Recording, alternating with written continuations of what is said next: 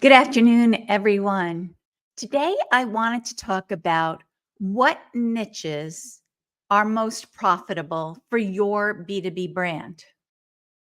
Why is that important now? Don't we just want to work with everyone? I know when our company started back in 1980, when mom opened the doors, she just said, okay, we'll help you with marketing. We'll help you secure good mailing lists at the time to reach your target audience. It didn't matter if they were looking for manufacturers. It didn't matter if they were looking for people who would be interested in shoes or cross country skis, whatever it was, we said yes. Yes, we can help you. And we did for many years. That's what we did. If anyone approached us, we helped them because we could help find those good quality mailing lists that they needed to promote their products and services. And at the time, this is when companies would send those big, just massive generic promotions, and they would get a lot of sales. It was easy. We didn't think so back then, but now when you think about it, it was a lot easier. But now there is a lot more competition out in the marketplace. And because there's so much competition out there, people are always asking me, but Donna, how can we stand out?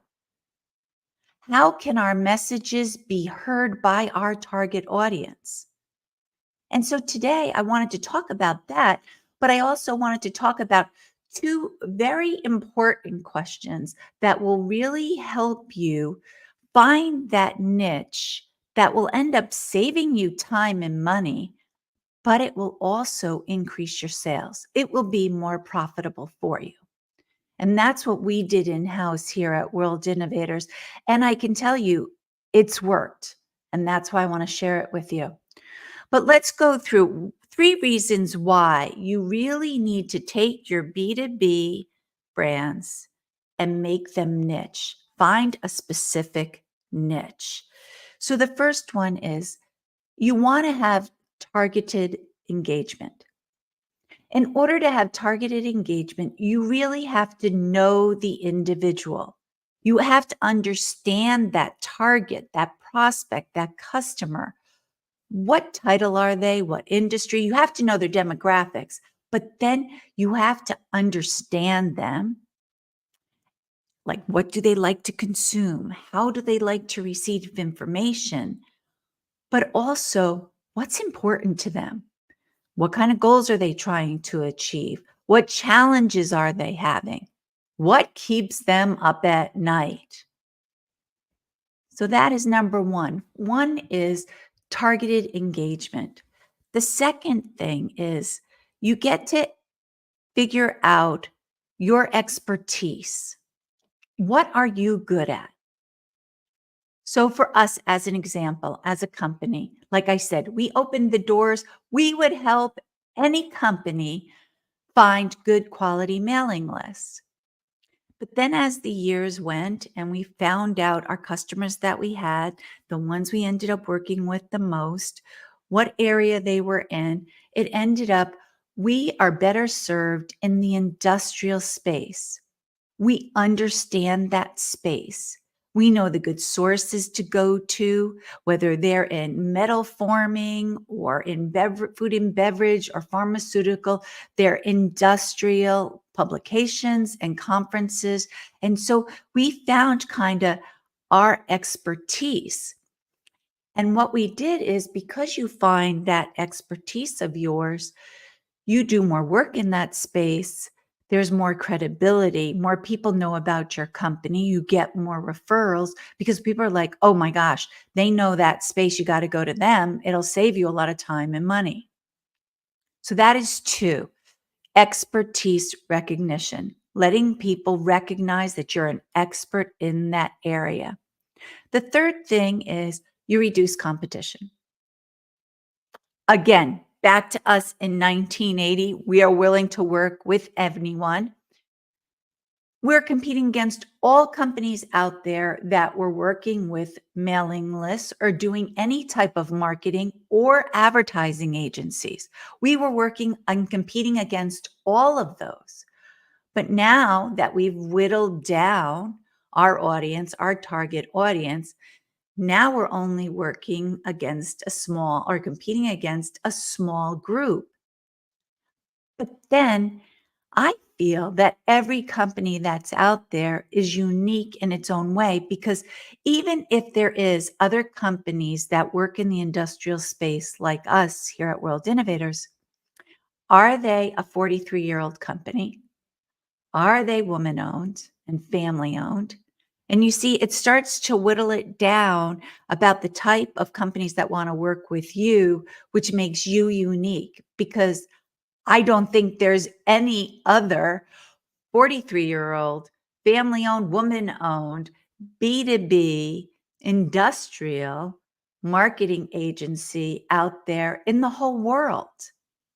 And so this is how we can stand out. I can use that messaging. If you've listened to me before, you've heard me talk about my mother and how she started this company in 1980. I've talked about challenges and goals and obstacles we've come across. But you see, that's our story. And that's what makes us unique compared to other companies out there. Now, to figure out what is your niche, what is that area you should concentrate on? And this is a tough one. If you're a business owner or a CEO, you never want to say no to anyone. You want to work with everybody. You want everyone to come in. You want to grow your business. So why would we ever say no? And it's a hard thing. I have to say. I mean, in fact, one time I did a blog post and it was with Mel Gibson and, he had his face for Braveheart on it and said, "Are you brave enough to target, to segment? So are you brave enough to tell some people, I'm sorry, I can't work with you. That's not my wheelhouse. I can recommend you to other people, always being helpful and help them with the next thing. But can you say no and concentrate on that target area that is best for you?" So the first thing you need to do is do some market research. Analyze industry trends, customer needs, whatever information that's out there to figure out, does this group need your product or service? Is there a need for it? Are people looking for it? Are people talking about it? Then number 2 on how to figure out your niche is you got to talk to your clients. Most of you will have a customer database that you have. So get a list of like 40, 50 of them. Go out, meet with them. And I always love meeting them in person. They're not rushed. They're sitting there. They're having a cup of coffee with you and say to them, what products do you buy from us? What services are most helpful to you? That's the first very important question. And 2, why do you work with us?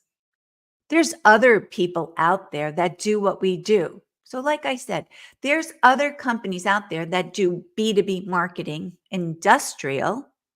They don't have the same story, but they still could help you in that space. But why do you work with us? When you go and you survey those 40 to 50 clients, you can set up a nice spreadsheet. You can put all their answers together on a spreadsheet so that you can start to gather the information you need to figure out, what is that niche of yours?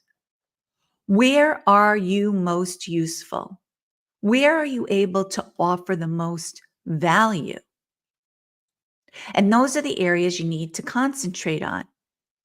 Remember, there's always that 80-20 principle, that 20% of your database brings in 80% of your business. You need to concentrate on that 20%. You really need to dig deep to find out why they work with you and what do they use of yours. Do they buy a specific product? Do they use certain services? What is it that they need the most out of you. And that starts to become your niche. The third thing is obviously evaluate your competencies. You know, figure out within your company what are your strengths with all your workers. I don't mean one individual, with everyone on your team, within your company, what are your strengths? Someone comes to me and says, "Well, Donna, could you build a website for us?" Yeah, I could do a basic one, but I cannot do a really in-depth website with great SEO. That's not my wheelhouse. And so I will pass that on to someone else. Figure out your expertise because early on, again, even like my mother in 1980, we're B2C, we're B2B, we're anyone who wants a mailing list, we can help you. When I started, I was also like, oh, yeah, I can do that. I can create a website. I can do this. I can do this. I can do. Whoa, stop, save yourself time and money, offer the services that you're an expert in. And what you're going to find is, yes, you're going to save time and money. It's going to be more profitable for your brand, but it's going to be better for your customers too, because then your customers are only working with you on the things you know best. You are that expert.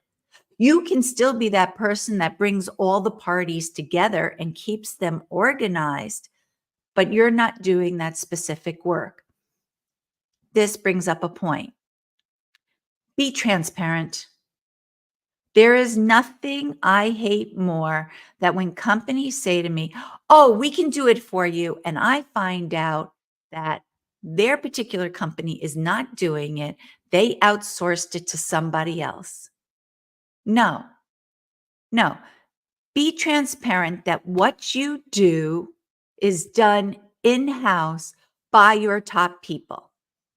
That also means some of you big popular companies out there don't take on clients and then outsource it to another company because you just can't handle the workload.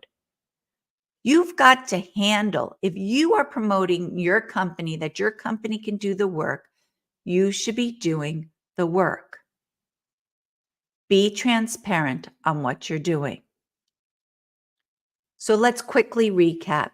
3 reasons why you should find your niche is 1, you can make a very targeted engagement.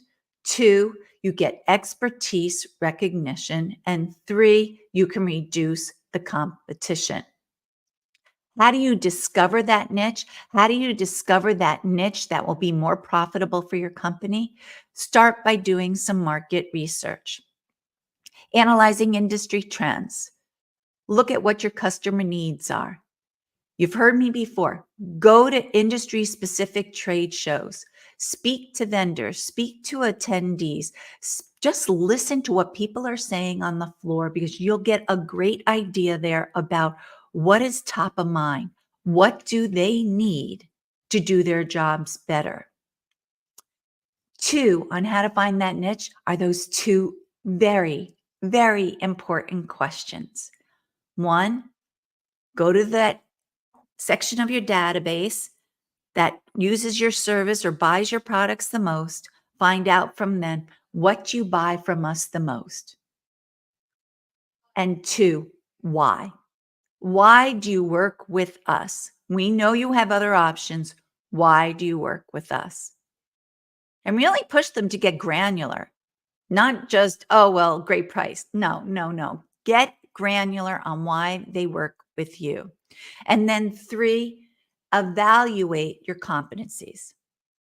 Make sure that the people you have in-house can help fill that niche.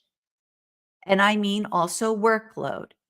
Make sure you have enough people in-house who are experts in that niche area. You have to remember it's all a blend. It's a blend of understanding your audience and then leveraging your strengths to help that audience by offering value. Now, I recently read a great book, and I'm going to recommend this to people 5 Simple Keys to Success and Influence, Digital Leader by Eric Wallman. He's going to be on the B2B Marketing Podcast. I think the episode goes live next week. Check out his book. It was enlightening about really going into the niche, but then also limiting your outputs per day, what you put on your list of things to do that you have to do, concentrating on a few things and being great at them instead of trying to do everything. I hope you found this helpful. I hope this helps you really figure out what is your niche and go after it. I'm going to leave you with one thing. It was the founder of, I think it's Tom Schultz of Starbucks. But the whole reason he came back into Starbucks is because he felt that Starbucks kind of lost track of what was that mission about the coffee and the experience. And they started to sell videos and cups and whatever. And he came back into Starbucks because he wanted to bring the company into their specific niche, what they were good at, and keep it going along that path. Let's all learn from him. I hope you all have a great day. If you have any questions for me, please feel free to reach out to me at dpeterson@worldinnovators.com. Talk to you later. Bye.